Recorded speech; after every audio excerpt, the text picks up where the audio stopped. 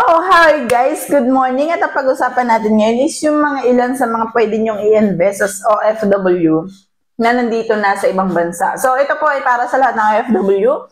Hindi lang to para sa OFW na nandito sa Czech Republic, guys. So, dahil nasa Czech Republic ako ngayon, so i-share ko tong video na to para po sa inyong lahat, guys.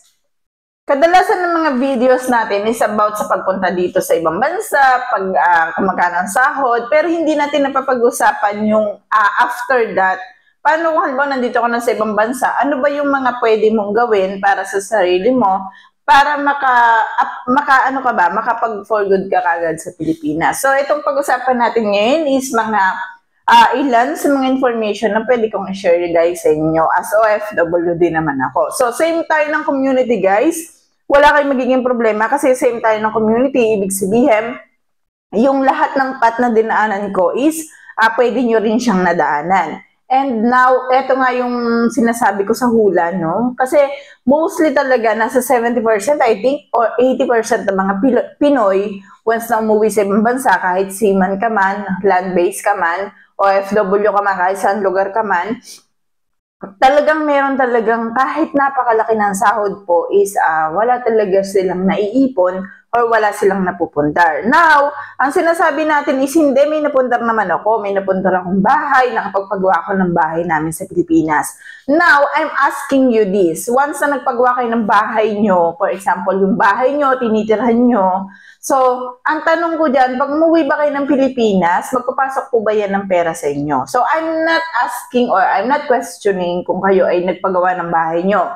Pero, syempre, ang pag-uusapan kasi natin ngayon is about sa investment. So, guys, ang bahay po kasi, natitirhan nyo, hindi po talaga siya masasabi na investment. Kasi, guys, ang investment na sinasabi natin is yung magpapasok ng pera sa inyo. Paano kayo mag-for good kung ang pinagawa nyo is yung bahay nyo, natitirhan nyo naman?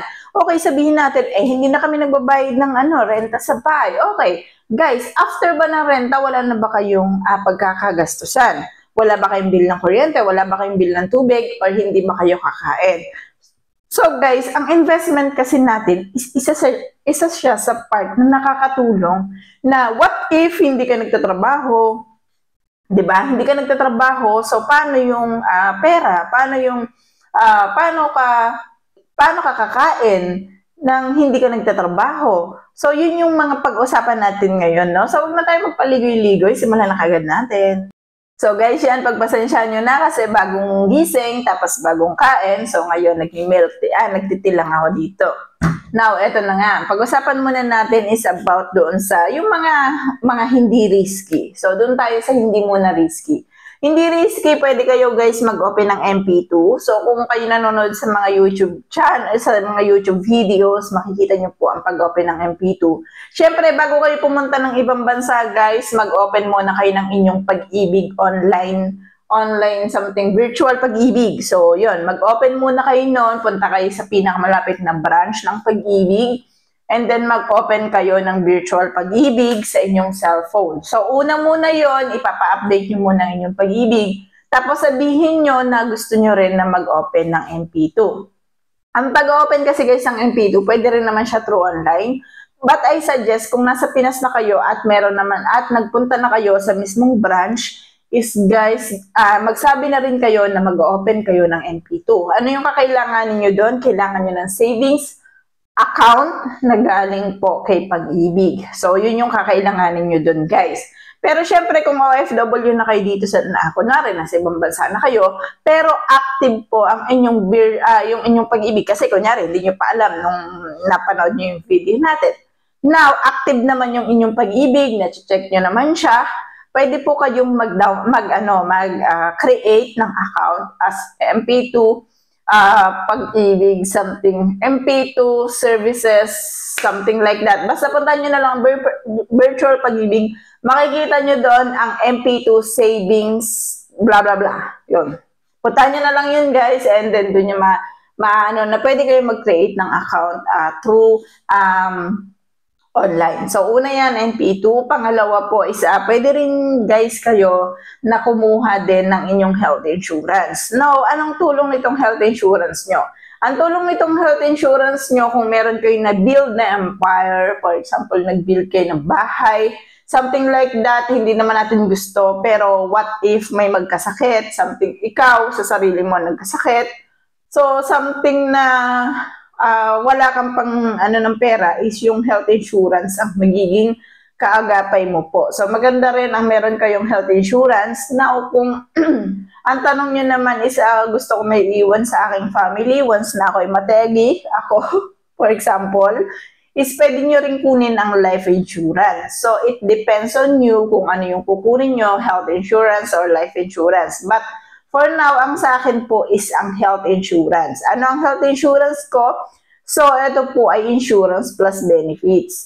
Plus investment. So, anong kagandahan nun? So, maghuhulog ako every yearly kasi ang pinili ko is 35,000 pesos. Pero pwede rin ang 26,000. Depende kasi yun sa bracket ng age nyo. Kasi hindi na ako pwede naman ako doon sa 26,000 per year.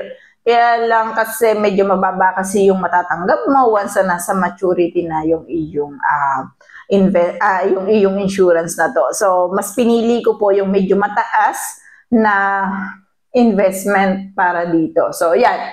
Yan yung maganda dito. And then, pwede rin kayo mag-monthly kung masyadong mataas para sa inyo ang 26,000 pesos. So, pwede kayong mag-monthly guys, and ang monthly niya lang is nasa 2,700 lang yata per month. So, depende sa inyo. Ang kagandahan lang kasi pag yearly guys, para kayong nakasave ng at least 2 months kasi kagaya ko, ang aking monthly is nasa 3,000 something, 3,600, something like that. Pero yung 1 year ko kasi is 35,800, something ganon.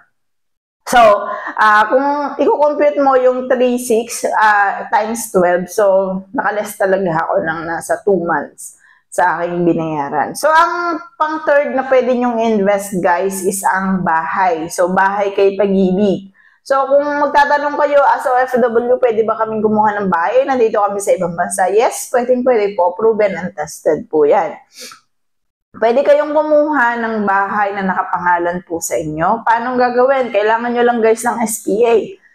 Now, wala kayong tiwala kay family. Now, kasi hindi natin masasabi, iba-iba tayo ng background ng family. Pwede po kayong magpatulong sa inyong trusted friend, siya ang maging SPA nyo, siya ang pipirma sa lahat ng kontrata nyo, and then pag uwi nyo ng Pilipinas, doon po kayo pipirma or magsasign ng ng bahay nyo. So guys, legit to, at sinasabi ko sa inyo, basta trusted lang yung lalapitan nyo na maging SPA nyo or Special Power of Attorney. So, paano naman ang dyan? Paano naman po ang pagpasok diyan? So guys, kailangan nyo munang una is maghanap muna kayo ng inyong SPA. For example, ako ang SPA nyo. Example lang to ha, kasi nasa ibang bansa din naman ako. For example, ako ang SPA nyo. Now, itong si SPA kasi is, halimbawa, kumuha ka ng bahay sa ibang ganito. Ngayon, for example, ang bahay na kinuhanan mo, for example, is kay Developer 1. Ngayon, ito si Developer 1 is nagpakuha siya ng bahay, may nakita ka doon bahay.